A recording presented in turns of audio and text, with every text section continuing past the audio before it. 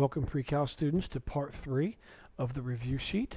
We're on page 575, numbers 2 through 32 even. And let's go ahead and whip through these pretty quickly, okay? We're looking at the cosine, inverse cosine of 1/2. And of course that means cosine of what angle would give me 1/2. If we look at our table that I've given to you right here, cosine of 60 gives you 1/2. Cosine of 60 gives you 1/2. So the angle I'm looking for would be 60 degrees, or if you want it in radians, pi over 3. All right, moving on to number 4.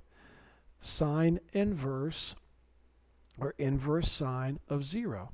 Well, of course, what that basically means is sine of some angle will give me 0. Now, if we look, and I hope I have my calculator here with me. Yeah, there it is. Okay, good. If we look at our chart, nowhere do we see any of our special angles when you take the sine of them giving you out 0. So we're going to go ahead and use our calculators and see what happens. So anytime you're looking for an angle, I have taught you, you hit second sine, and when you hit second sine on your calculator, up pops sine to the -1. And then, of course, you type in 0 and hit enter, and you will get out 0. Okay? So, type in 0, and you will get out 0. Now, what that means is when you take the sine of 0, you will get out 0. So, 0 degrees, or you could just say 0 radians. Same thing. All right, number 6. Secant, inverse secant of square root of 2. Well, that's the same thing as secant of an angle x equals square root of 2. So let's take a look at our table here, and let's see what we have. We have secant of, I think I hit the wrong button, there we go. Secant of 45 degrees gives me square root of 2. So the answer is 45 degrees, because the secant of 45 is square root of 2, or if you want radians, that would be pi over 4. All right, let's take a look at number 8. Inverse tangent of square root of 3 over 3. So, of course, that means tangent of an angle equals square root of 3 over 3. So, let's take a look at our table real quick here, and let's see what we've got. Tangent of 30 gives me square root of 3 over 3, right there. So, the angle that I'm looking for is 30 degrees, and if you want it in radians, that would be pi over 6. Either one of those two answers. Okay? All right, number 10. Let's see what we got here. Inverse cotangent of negative square root of 3 over 3. Well, that simply means cotangent of an angle that gives me negative square root of 3 over 3. Now, let's stop right there and realize cotangent is like tangent. It deals with quadrant 1 and quadrant 4 when you're talking about inverse cotangent. So notice we have a negative square root of 3 over 3. So we know we're going to be dealing with this quadrant down here. So I'm going to go ahead and draw my triangle, okay? Now let's go ahead and put up our table. And notice right here, cotangent of 60 gives me square root of 3 over 3. Cotangent of 60 gives me square root of 3 over 3. So I know the angle inside the triangle is 60. So I know cotangent of 60 gives me square root of 3 over 3. But now if I rotate down this way, what I can say is cotangent of negative 60 does give me negative square root of 3 over 3. So I can say negative 60, or I can say negative pi over 3 when we convert degrees to radians, okay? All right, number 12.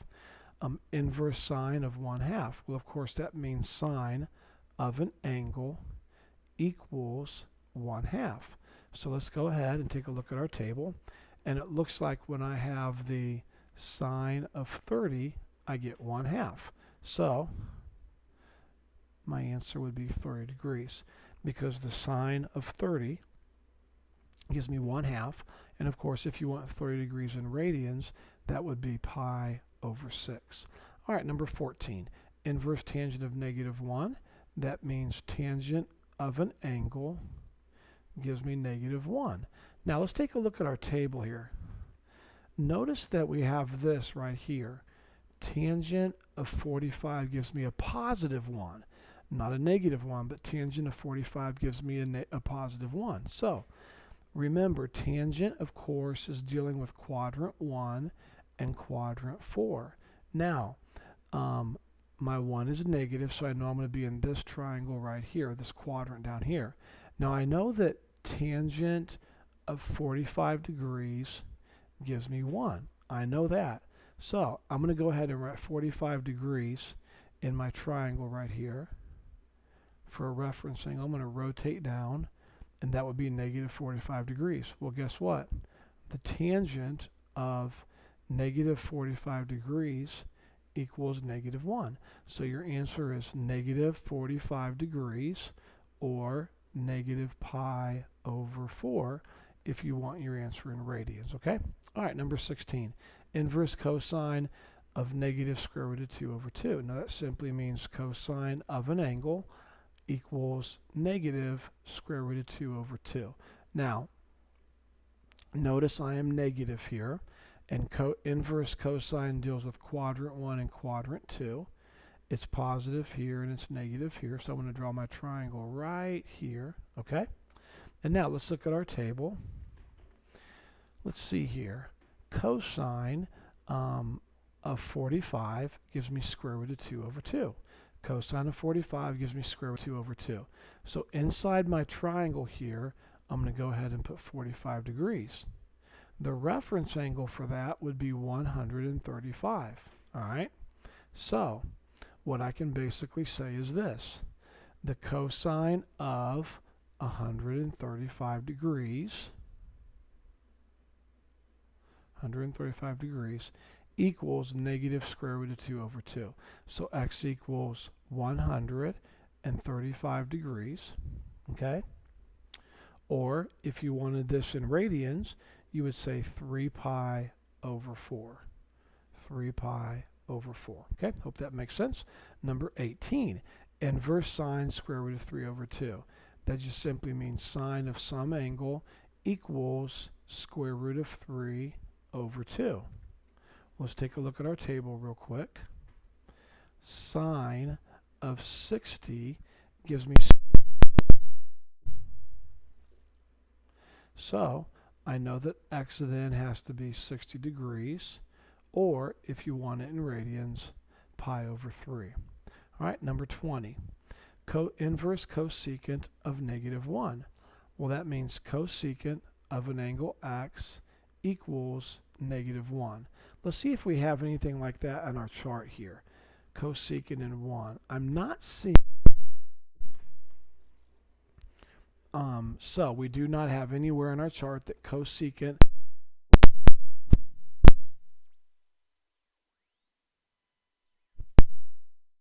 Nowhere in my calculator do I have an inverse or a second cosecant button.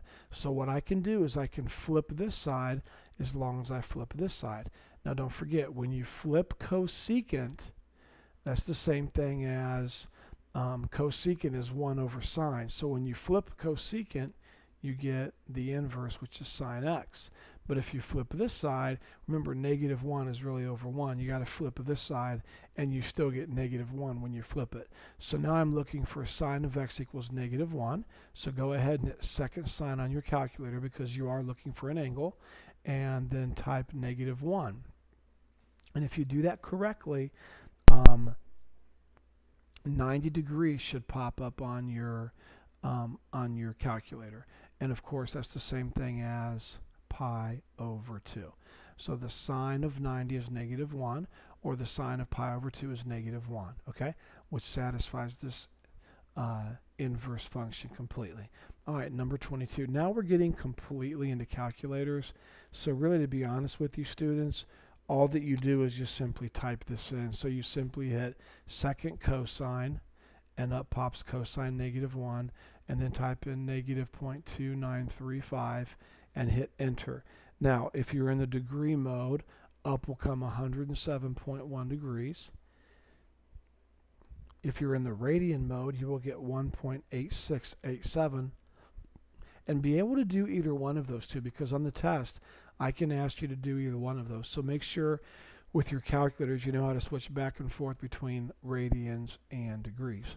All right, number 24, you would simply hit second sine on your calculator, so up pops sine -1, and then you would type in -0.6199 and hit enter, and if you are in the degree mode you will get -38.3 degrees, and if you're in the radian mode you will get -0.6686. All right, moving on to number 26, you would hit second tangent, and up pops tangent -1, and then type in 158 and then hit enter.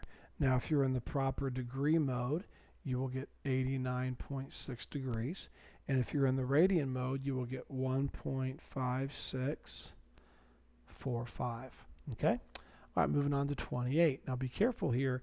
There is no secant inverse button, okay, that you can use. So what we do is we flip secant, which would be the same thing as cosine, but then we also have to flip this side here, so it's going to be, hold on one second, it's going to be 1 over 1.1677. Okay, let's go over this again.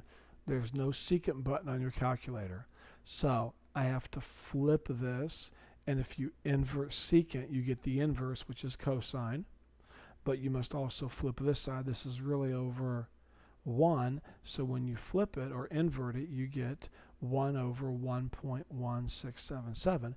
Now if you'll type that into your calculator correctly, for degrees you will get out 31.1 degrees, and for radians you will get out 0.5426. All right, number 30, there's no cotangent on your calculator, okay? No cotangent at all. So you flip cotangent, which would be the exact same thing as tangent, and of course you must flip this side, so that would be, it's 1.265 over 1, so when you flip it that would be 1 over 1.265. So you hit second tangent and then type in 1 divided by 1.265 and then hit enter, and if you're in the degree mode you will get out 38.3 degrees, and if you're in the radian mode you will get out 0.6689. One more problem and we're finally done. Cosine is on your calculator, so hit second cosine and up will pop this, and then type in -0.2716 and hit enter. If you're in the degree mode you will come up with 105.8, and if you're in the radian mode 1.8459. Okay, that's the rest of the review sheet. That's part 3, and I hope this was a help to you. Hopefully you've watched all 3 parts and are ready for your test. Call or email if you have any questions.